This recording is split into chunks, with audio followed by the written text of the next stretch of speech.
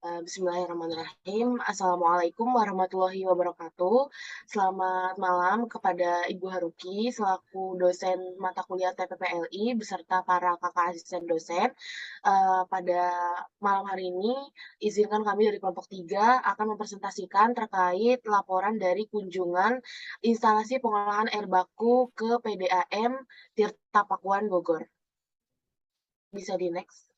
Nah, kemudian, adapun anggota dari kelompok 3 yaitu ada Alia Fauzia, Arifah Dinda Syahida, Muhammad Imam Firdaus, Aisy Rahma Putri, Deva Reza Fahrehan, dan Mita Hafizah Sudrajat selaku saya sendiri. Selanjutnya untuk Baik, profil akan dijelaskan oleh rekan saya. mulai profil dan histori pada PDAM Tirta Pakuan. Sumber mata air Kota Batu merupakan cikal bakal keberadaan PDAM Tirta Pakuan, Kota Bogor, dan tahun 1918 dianggap sebagai dimulainya pelayanan Kota Bogor. Berdasarkan Perda Nomor 5 Tahun 1977, tanggal 31 Maret 1977, PDAM Kota Bogor didirikan. Selanjutnya disahkan melalui surat Keputusan Gubernur Jawa Barat Nomor HK01 Surat Kuasa 1977 tanggal 5 Juli 1977. Diterbitkannya Surat Keputusan Wali Kota Nomor 0114575 tahun 2002 tanggal 29 April 2002 tentang penetapan logo baru PDAM Kota Bogor dan penambahan nama Tirta Pakuan menjadi dasar nama PDAM Tirta Pakuan Kota Bogor. Dan PDAM Tirta Kota Bogor menyediakan dan mendistribusikan air bersih di wilayah Kota Bogor secara memadai, adil, merata, dan berkesinambungan serta sebagai salah satu sumber pendapatan asli daerah PAD Kota Bogor. Visi dan misi dari PDAM Tirta Pakuan Bogor yaitu visi mereka adalah menjadi perusahaan depan di bidang pelayanan air minum, sedangkan misinya adalah memberikan kepuasan terhadap pelayanan air minum secara berkesinambungan kepada masyarakat sesuai standar kesehatan yang ada dengan mempertimbangkan keterjangkauan masyarakat dan berperan sebagai penunjang otonomi daerah serta meningkatkan sumber daya manusia secara maksimal.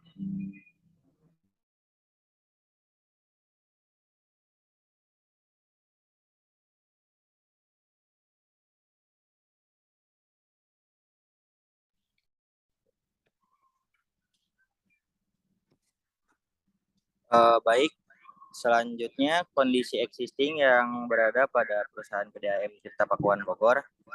Yang pertama, Perumda Tirta Pakuan tersebut memiliki 4 sumber mata air, yaitu mata air Kota Batu, mata air Bantar Kambing, mata air Tangkil, mata air Palasari, dan sedangkan untuk WTP-nya itu terdiri dari WTP Palasari, WTP Cipaku, WTP Cikareleng, WTP Dekeng, dan WTP Katulampa. Dengan kapasitas produksi yang ada saat ini yaitu 2.580 liter per detik. Kemudian untuk Perumda Tirta Pakuan tersebut memiliki 7 pelayanan dengan kapasitas produksi yang dibutuhkan itu 14.612 pelanggan yang tersebar pada 4 wilayah distribusi utama yaitu wilayah distribusi Pakuan, Dekeng, Ciawi, dan Harjasari.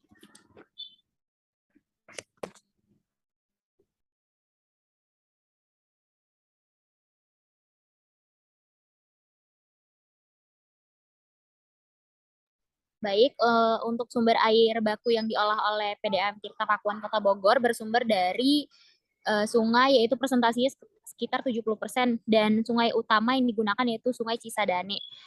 Dengan 4 sungai yang digunakan yaitu Sungai Cisadane, Ciliwung, Cikondang, dan Cikeretek. Selanjutnya ada 4 mata air yang presentasinya itu 30% untuk digunakan pada sumber air baku PDAM Tirta Pakuan, yaitu sumber mata air dari Kota Batu, Bantar Kambing, Palasari, dan Tangkil.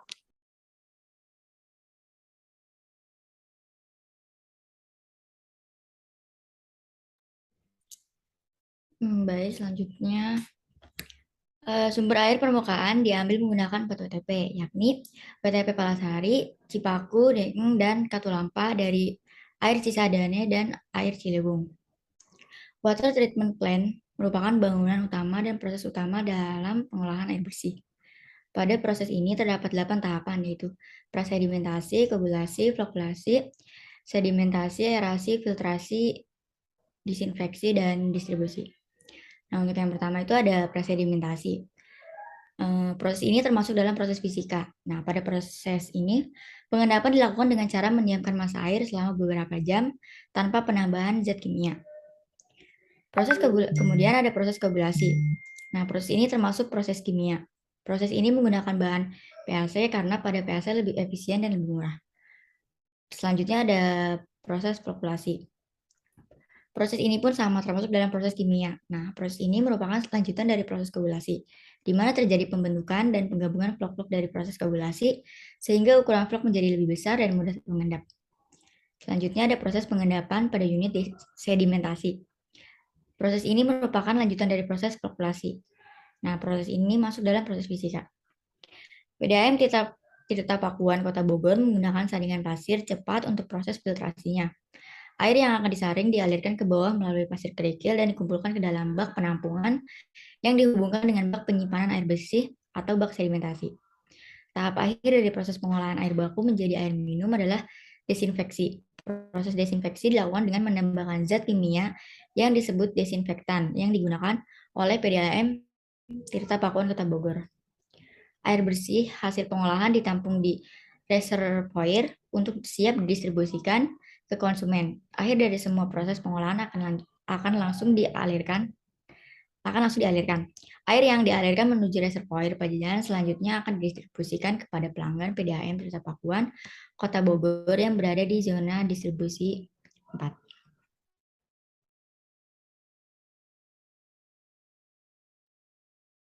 Baik, saya izin melanjutkan penjelasan dari IC mengenai unit pengolahan air bersih yang sebelumnya sudah dijelaskan mengenai skemanya, di mana unit yang digunakan pada PDAM ini meliputi water intake station sebagai unit untuk menyadap air, lalu dilanjutkan dengan pre-sedimentation unit dengan fokus utama untuk mengendapkan pada tahapan pertama untuk memudahkan sistem selanjutnya.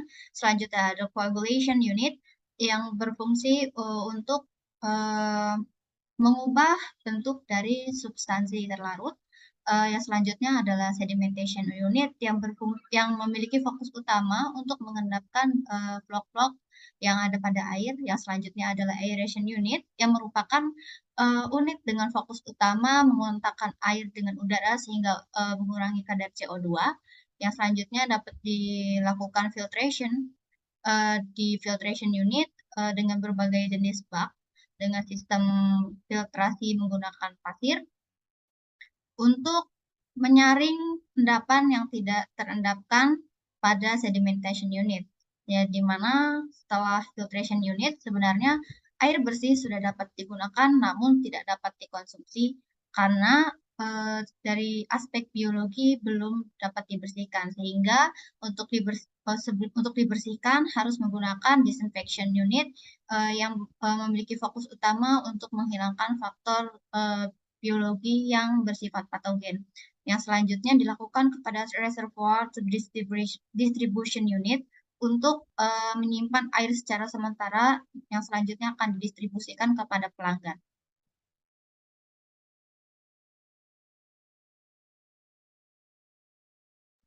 Baik, selanjutnya terkait zona sistem distribusi air di PDAM Tirta Pakuan. Seperti yang sudah dijelaskan oleh IC, bahwa semua air bersih hasil dari pengolahan di PDAM Tirta Pakuan akan ditampung terlebih dahulu di reservoir untuk siap didistribusikan ke konsumen.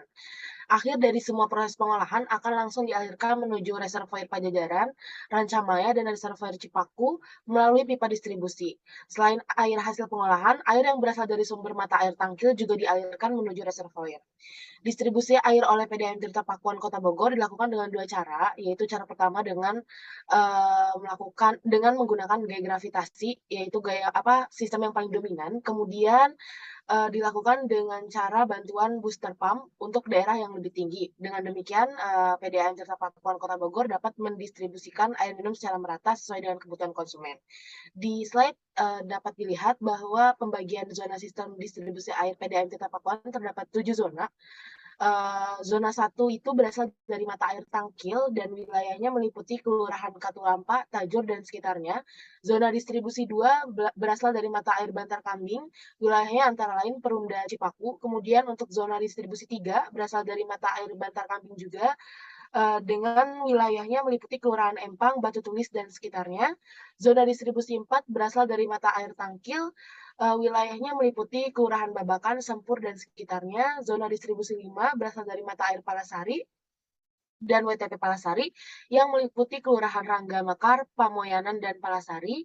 Zona distribusi 6 berasal dari mata air Kota Batu yang meliputi Kelurahan Loji, Gunung Batu, dan sekitarnya. Dan ini adalah zona 7, merupakan zona terbaru dari sistem distribusi air PDAM Tirta Pakuan yang berasal dari air Sungai Ciliwung yang meliputi Kelurahan Tanah Baru, Cimahpar, Baranang Siang, dan sekitarnya.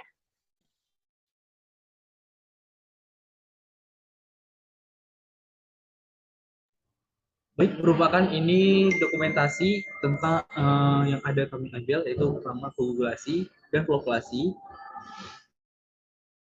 Dan dokumentasi selanjutnya filtrasi dan bak sedimentasi.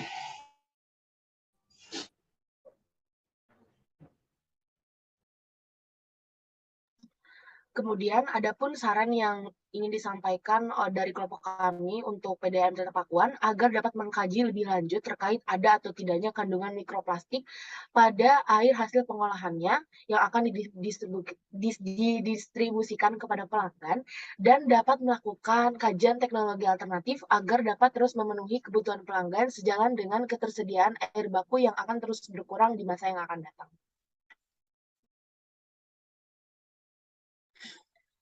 Cukup sekian pemaparan laporan kunjungan ke PDAM Tirta Pakuan Bogor dari kelompok 3. Kurang lebihnya mohon maaf. Wassalamualaikum warahmatullahi wabarakatuh.